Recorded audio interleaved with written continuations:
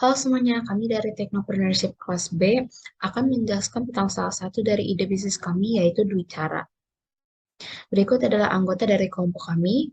Yang pertama ada Kirene, yaitu saya. Saya akan menjelaskan tentang value proposition dan key partner dari Dwi Cara. Yang kedua ada Mikael yang akan menjelaskan tentang key activity dan key resource. Yang ketiga ada Bonifacius yang akan menjelaskan tentang customer relationship dan customer segment. Yang keempat ada Irza yang akan menjelaskan tentang channel. Yang kelima ada Gilang yang akan menjelaskan tentang revenue stream dan cost structure. Oke, kenapa sih Dwi Cara ini ada dan kira-kira role apa yang akan dipenuhi oleh Dwi Cara dengan ide bisnisnya? Pernah nggak sih kalian merasakan kalian punya minat di suatu bidang dan kalian ingin berinteraksi dengan komunitas yang dari bidang minat tersebut, namun ada keterbatasan bahasa? Misalnya kalian punya bidang minat di bidang programming, lalu kalian sering oprak-aprik Stack Overflow, eh, lalu kalian punya kendala yang ingin kalian diskusikan atau kalian tanyakan di sana, namun jadi tidak bisa karena adanya keterbatasan bahasa. Nah, Dwi Cara ini hadir sebagai platform yang ingin membebaskan kalian untuk latihan berbahasa apapun sebebasnya sampai kalian percaya diri akan keterampilan berbahasa kalian. Nah, kenapa sih? Karena informasi itu akan tersampaikan dengan baik jika penyampaiannya itu baik, benar, dan tepat. Maksudnya penyampaian di sini adalah apa? Bahasa. Bicara menginginkan untuk menghapus language barrier. Jadi dengan adanya konversasi atau percakapan antara pengguna yang memiliki bidang minat yang sama, mereka akan bisa saling mengkoreksi tata bahasa satu sama lain dan dijamin tidak akan adanya pemicu pertengkaran. Karena apa? Kami memiliki artificial intelligence yang akan mendampingi percakapan tersebut. Artificial intelligence ini terampil membantu dalam pengkoreksian, terlepas siapa yang mengkoreksi dan siapa yang dikoreksi, sehingga kedua pihak dapat saling belajar. Platform ini juga mendorong adanya gamifikasi. Jadi dengan adanya gamifikasi ini pengguna akan terpicu untuk lebih lebih interaktif dengan platform, lebih ingin membantu pengguna lain dan meningkatkan keterampilan berbahasa mereka sehingga mereka dapat meraih peringkat tertinggi dan akan memperoleh berbagai macam hadiah. Hadiah ini diberikan kepada mereka yang tekun dan antusias dan juga yang sering membantu orang lain di platform ini sebagai sebagai penghargaan dari kami.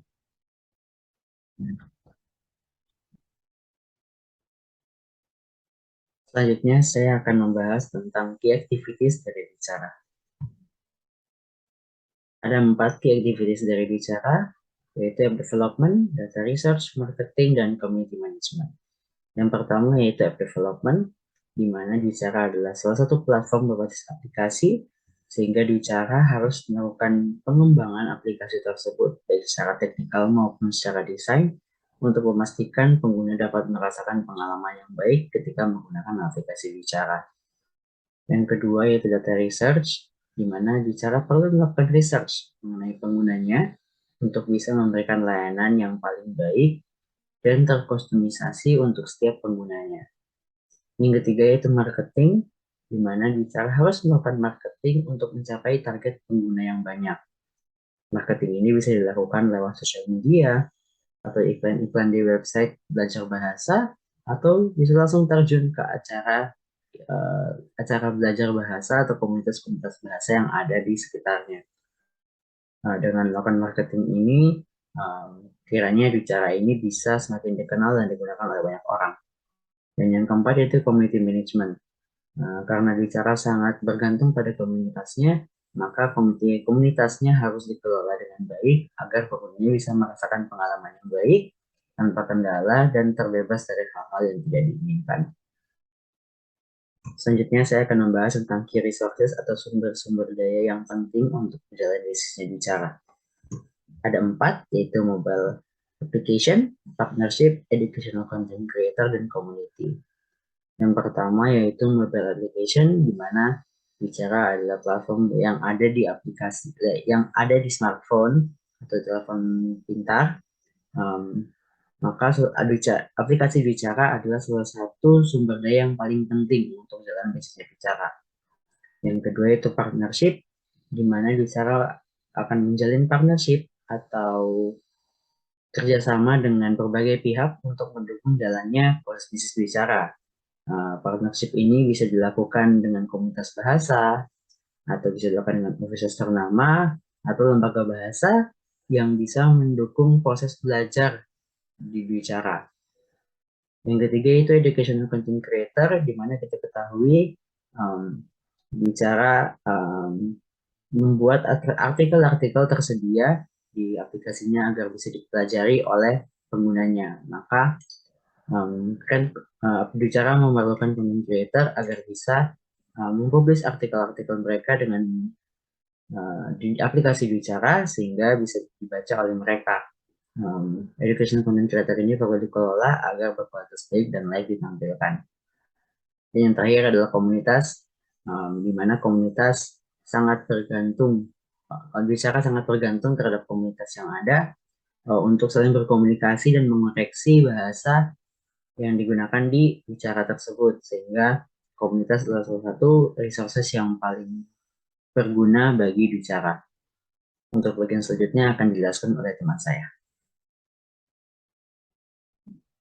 Nah, kira-kira bicara ini akan bekerja sama dengan siapa saja ya dari stakeholder yang eksternal.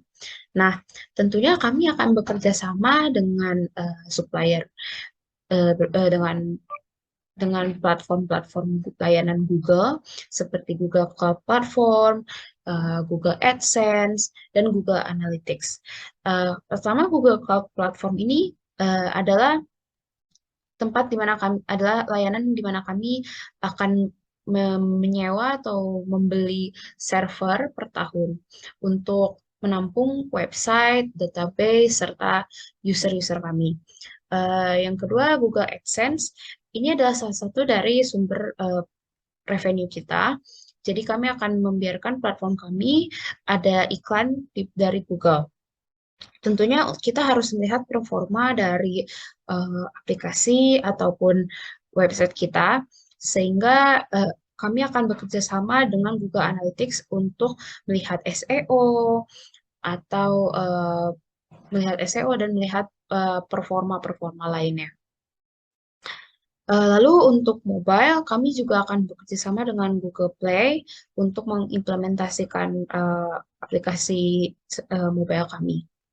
Selain itu, kami juga akan bekerja sama dengan berbagai komunitas literatur, seperti salah satu contohnya mahasiswa-mahasiswa dari Fakultas Ilmu Pengetahuan Budaya yang akan membantu kami dalam pengisian konten, serta akan bekerja sama untuk bekerja sama dalam hal membantu mereka, misalnya seperti komunitas berbahasa Inggris, mereka akan memerlukan penilaian untuk pelajar-pelajar mereka, maka bisa menggunakan aplikasi kami.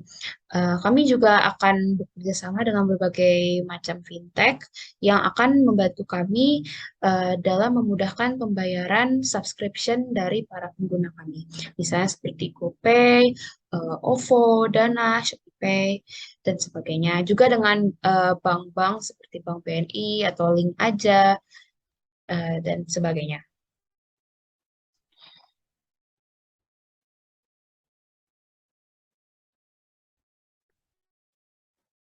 Selanjutnya, saya akan menjelaskan tentang customer segment atau segmen konsumen seperti apa saja yang ingin kami capai untuk organisasi kami ini.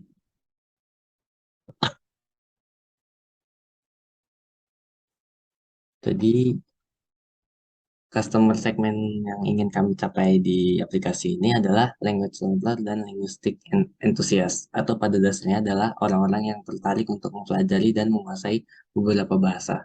Alasannya karena aplikasi ini memang pada dasarnya adalah suatu platform yang tujuannya adalah untuk menyediakan suatu media atau tempat kepada para user untuk dapat belajar sekaligus mempraktikkan suatu bahasa yang ingin mereka pelajari supaya dapat langsung dikomunikasikan dengan orang lain. Karena seperti yang kita tahu, apabila kita ingin belajar suatu bahasa, tetapi hanya teorinya saja atau seperti membaca buku saja begitu, tanpa kita mempraktikkan itu sepertinya kurang sempurna belajarnya. Akan lebih baik kalau kita langsung praktek ke orang yang komunikasinya itu menggunakan bahasa yang sama dengan bahasa yang sedang kita pelajari. Kemudian selanjutnya adalah customer relationship atau bagaimana upaya kami sebagai organisasi untuk menjaga relasi dengan para customer.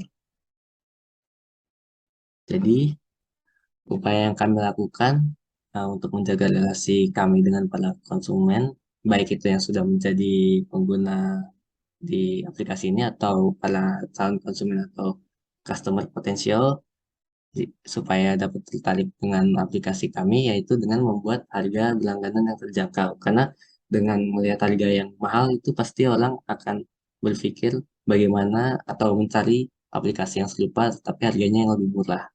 Kemudian selain harga yang terjangkau, kami juga membuat fitur yang menarik seperti fitur yang dapat berinteraksi dengan orang lain dalam belajar bahasa yang ingin kita pelajari. Kemudian terdapat level, jadi apabila kita sudah uh, lebih baik menggunakan suatu bahasa yang sedang kita gunakan itu atau sedang kita pelajari, maka akan naik levelnya dan semakin tinggi levelnya, kita akan bertemu dengan orang yang lebih expert daripada yang sebelumnya. Hal itu dapat membuat pengetahuan kita terhadap bahasa itu menjadi lebih baik karena latihannya langsung dengan yang lebih expert.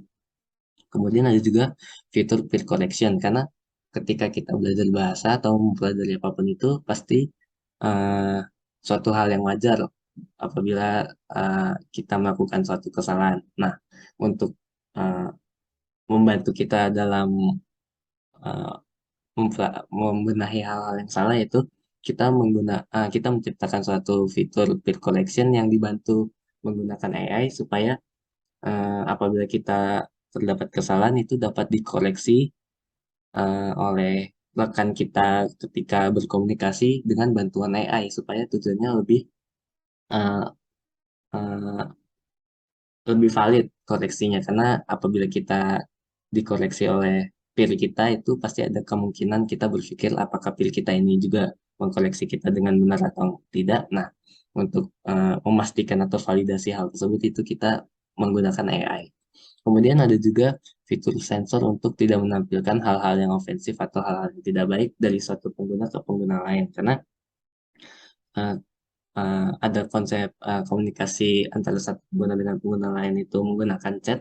Jadi supaya kita uh, menghindari hal-hal seperti ada pengguna yang iseng atau jahil atau tidak baik itu mengirimkan hal-hal yang ofensif ke pengguna lain, itu akan menyebabkan pengguna lain tersebut menjadi tidak nyaman dalam belajar. Nah, hal tersebut kami berusaha untuk hindari dengan menciptakan suatu fitur sensor apabila hal tersebut ofensif untuk disampaikan dari pengguna yang satu ke pengguna yang lain, maka tidak akan ditampilkan oleh sistem kami. Gitu.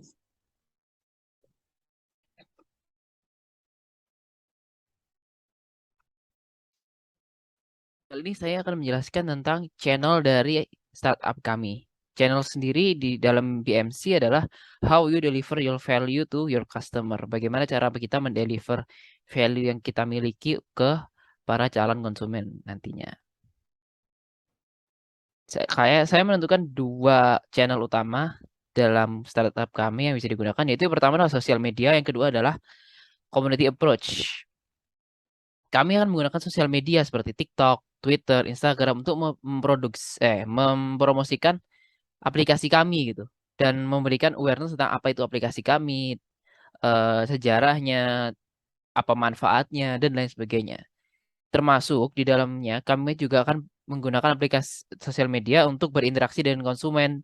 Kadang-kadang bisa secara informal ya untuk seperti menggunakan bahasa anak muda dan lain sebagainya untuk menarik perhatian anak-anak muda zaman sekarang. Selain itu, kami juga tidak menutup kemungkinan dengan menggunakan adanya fitur ads yang ada di sosial media kami, sehingga aplikasi kami dapat dikenal lebih luas. Nah, lalu kedua adalah community approach. Karena kami memiliki fitur berbicara atau kau memiliki fitur bicara dengan lawan main dengan background atau hobi yang sama, melakukan pendekatan ke berbagai komunitas adalah salah satu langkah yang tepat. Kita akan memperkenalkan aplikasi kami sekaligus memberikan awareness tentang betapa fun-nya belajar bahasa Inggris, membahas apa yang menurut kita seru gitu, atau menurut kita menarik. Let's say sebagai contoh, kita komunitas gaming nih. Ayo nih kita ngomongin game yuk, tapi dalam bahasa Inggris sekalian kita bisa sambil belajar. Nah, gitu.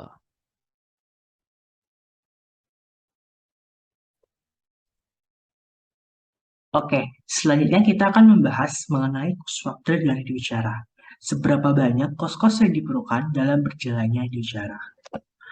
Karena berfokus pada aplikasi mobile, biaya terbesar sendiri terdapat pada cloud atau API service.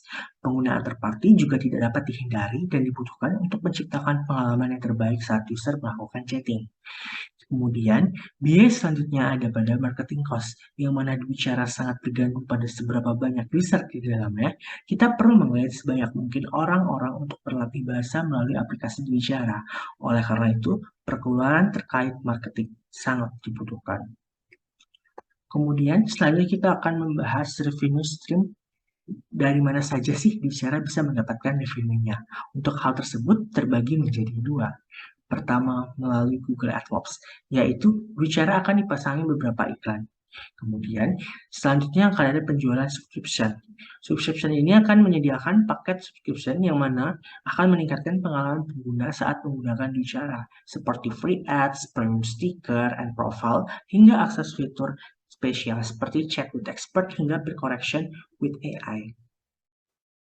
Kemudian, berikut adalah proyeksi finansial untuk bicara. Pada tahun pertama, biaya berfokus pada marketing yang dibarengi dengan sedikit pengeluaran pada biaya servis. Seiring berjalannya waktu, pertambahan user akan meningkatkan biaya servis yang dibutuhkan.